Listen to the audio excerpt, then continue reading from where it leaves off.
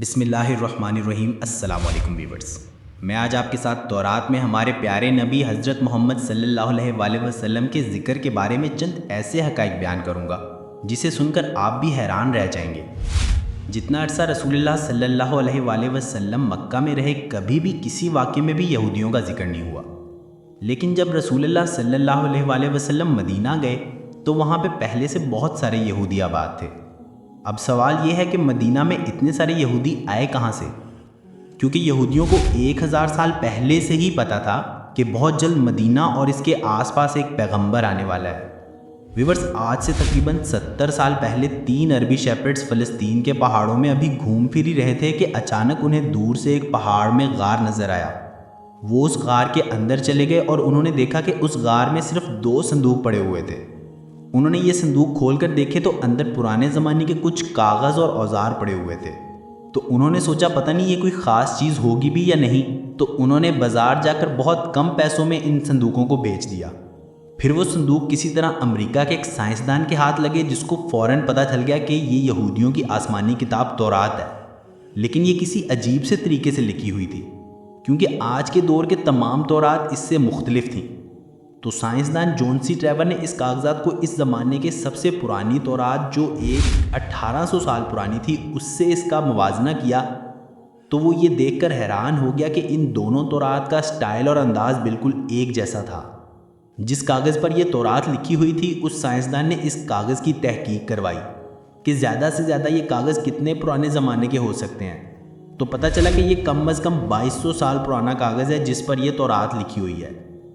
یہ تورات کے کاغذ جو فلسطین کے غار میں ایک عام سے عربی شیپرڈ کو ملے تھے، یہ دنیا کے سب سے پرانے تورات میں سے ایک تھے۔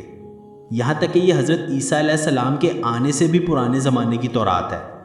یہ مکمل تورات تو نہیں تھی، لیکن تورات کے بہت سارے حصے اس میں موجود ہیں۔ اس کاغذ میں شروع میں یہودیوں کے ایک پیغمبر آئزیہ کا ذکر ہے، جن کو عیسائی اور مسلمان دونوں ایک سچا نبی مانتے ہیں، اور اس پیغمبر آئزیہ نے مستقبل کی کچھ پیشن گوئیاں لکھی ہیں کہ آنے والے وقتوں میں دنیا میں کیا کیا ہونے والا ہے۔ پہلی پیشن گوئی یہ تھی کہ بخت نصر بیبیلون کا بہت طاقتور بادشاہ تھا، جس نے ہزاروں سال پہلے یہودیوں کی بالکل ہٹلر کی طرح تباہی کی تھی۔ اس تورات کی پہلی پیشن گوئی یہ ہے کہ ابھی تو بخت نصر ہمارے اوپر بہت ظلم کر رہا ہے، لیکن بہت جلد ایک شخص اس کی حکومت کو تباہ و برباد کر دے گا اور یہودیوں کو ان کے علاقے میں واپس آباد کر دے گا۔ یہ پیشن گوئی اس تورات سے بھی 300 سال پہلے پوری ہو چکی تھی، سائرس گریٹ کی شکل میں، جو ایران کا ایک بہت طاقتور بادشاہ تھا، جس کو آج بہت سارے ماڈرن اسلامک اسکالر ذوالقرنین بھی سمجھتے ہیں۔ اس تورات کی دوسری پیشن گوئی کی وجہ سے یہودی مدینہ میں آباد ہوئے۔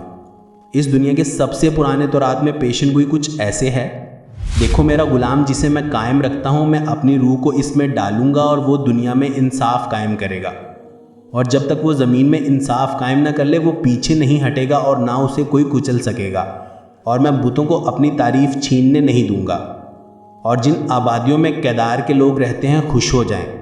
سیلا کے لوگ پہاڑ کے اوپر چڑھ کر چیخ چیخ کر خوشی کے نعرے لگائیں۔ تو ویورز، سب سے پہلے کہا گیا ہے کہ کیدار کے لوگ خوشیاں منائیں۔ تو اب یہ کیدار کون ہے اور کہاں ہے؟ کیدار ابراہیم علیہ السلام کے بیٹے اسماعیل علیہ السلام کے دوسرے بیٹے کا نام ہے، اور اس کیدار کے بچوں نے عرب میں ایک بہت بڑی سلطنت قائم کی، اور رسول اللہ صلی اللہ علیہ وآلہ وسلم بھی اسماعیل علیہ السلام کے اس بیٹے کے کیدار کی نسل میں سے ہیں۔ اور دوسرا ذکر ہے بتوں کا۔ اس زمانے میں سب سے زیادہ بتوں کی عبادت عرب میں کی جاتی تھی۔ اب اس سے یہ تو واضح ہے کہ پیغمبر عرب میں آئے۔ پیغمبر عیسائیہ نے تورات میں دوسری پیشن گوئی یہ کی تھی کہ سیلا کے لوگ پہاڑ پر چڑھ کر زور سے خوشی کے نعرے لگائیں گے۔ یہ سیلا لفظ SELA آج بھی تورات میں اسی طرح لکھا جاتا ہے۔ اب یہ سیلا عرب میں کدھر ہے؟ یہ پہاڑ آج بھی مدینہ میں ہے، اور صرف مدینہ میں ہی نہیں بلکہ مسجد نبوی کا سب سے نزدیک ترین پہاڑ یہی سیلا پہاڑ ہے۔ مسجد نبوی سے یہ پہاڑ صرف 500 میٹر دور ہے، کلومیٹر بھی نہیں، صرف میٹر۔ تو تورات میں سیلا کے لوگوں کو کہا گیا ہے کہ پہاڑ پر چڑھو اور خوشی کے نعرے لگاؤ، کیونکہ تمہارے پاس ایک ایسا شخص آنے والا ہے جو پوری دنیا میں انصاف قائم کرے گا۔ اور یہ سب کچھ تورات میں یہودیوں کو پہلے سے ہی بتا دیا گیا تھا۔ یہودیوں کو اس بات کا پورا اندازہ تھا کہ بہت جلد مدینہ میں ایک پیغمبر آنے والا ہے۔ تو آہستہ آہستہ بہت سارے یہودی فلسطین سے مدینہ اور اس کے آس پاس رہائش پذیر ہونا شروع ہوئے کہ کاش ہم اس پیغمبر سے مل سکیں۔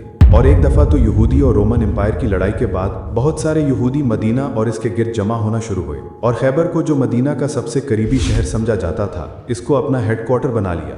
मदीना के अरब यहूदियों के इल्म और उनके कारोबार करने के तरीके से बहुत ज़्यादा मुतासिर थे, जिस तरह आज मैं पूरी दुनिया यहूदियों की जहानत और कारोबार करने के तरीके से बहुत मुतासिर है। आहिस्ता आहिस्ता मदीने में यहूदी बढ़ने लगे, जिसकी वजह से मदीना के अरबियों और यहूदियों के दरमियान लड़ाइयाँ होना शुरू हो गई। और हमेशा यहूदी मदीना के अरबियों को कहते थे कि अब तो तुम लोगों ने जो करना है कर लो, लेकिन जब हमारा पैगंबर आएगा तब हम तुम लोगों को नहीं छोड़ेंगे। मदीना के अरबी हमेशा इस बात से डरते थे कि कहीं वाकई इनका पैगंबर आकर हमें ख़त्म ही ना कर दे। मदीना वालों को नस्ल दर नस्ल तक ये बात बताई जाती रही थी, जिसकी वजह से मदीना वालों को यकीन हो गया था कि बहुत जल्द एक पैगंबर आने वाला है। इस सब के दरमियान अचानक एक दिन मक्का से एक आदमी मदीना निकला, जिसका नाम मुसाब बिन उमैर था, और उन्होंने मदीना के लोगों को इस्लाम की दावत दी और बताया कि मक्का में एक अरबी पैगंबर आया है, जिसके बाद कोई भी मक्का में नहीं मानता। ये सुनकर मदीना वाले हैरान हो गए कि एक अरबी बोलने वाला पैगंबर आ गया है, हो सकता है ये वही पैगंबर हो जिससे यहूदी हमें बार बार डराते रहते थे। तो मदीना वालों ने फौरन दुनिया में सबसे पहले इस्लाम कबूल कर लिया। यहूदियों को जब इस बात का पता चला कि हमारा पैगंबर तो अरबियों में आ गया है, तो उन्होंने साफ इनकार कर दिया कि ये वो पैगंबर है ही नहीं। लेकिन फिर भी कुछ यहूदियों ने इस्लाम कबूल कर लिया, इस्लाम के लिए अपनी जान दी थी। और तौरात में मोहम्मद सल्लल्लाहु अलैहि वसल्लम के बारे में जो पहले से कहा गया था, ये भी यहूदी जो मुसलमान हो गए थे,